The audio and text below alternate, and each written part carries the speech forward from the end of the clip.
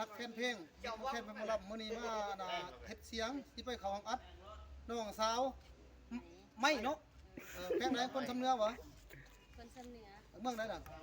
อยู่บ้านน้องเราเมืองปันจังหวัดพันบ้านน้องเราเมืองปันเอวพันเหรอเอาเพลงอาจารย์สุทนแต่งให้ได้ดอกเนาะร้องของอาจารย์สุทนฟังให้ฟังเอากูเหลือเรา用ติ๊กเต็งเนี่ยทดสอบเสียงมื้อนี้สิเข้าห้องอัดเอายาวเลยเนาะฝากเสียงแทนกายส่งไป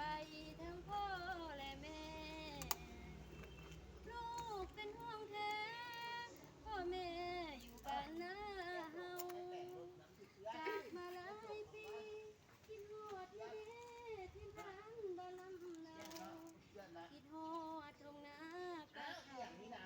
หัวควายไปเขาบ้านเราดงนอนลูกจำจากจนสู่นครเมืองหลวงกวงใหญ่ย้อนความอยากหายจึงได้จากถิ่นเคยนอนมาหาเฮ็ดงาน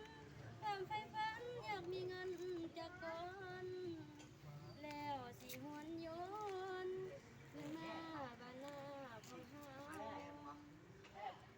บางวันลูกเศร้าคิดฮอดเจ้าเพื่อแม่ทั้งสองปานนี้เธอสิคอย กำลังแต่งตัวนี่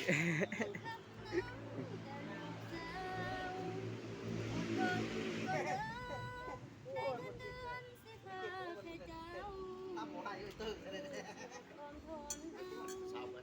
ก็บกำเงินคำให้ได้ฝากเสียงแทนกายส่งไป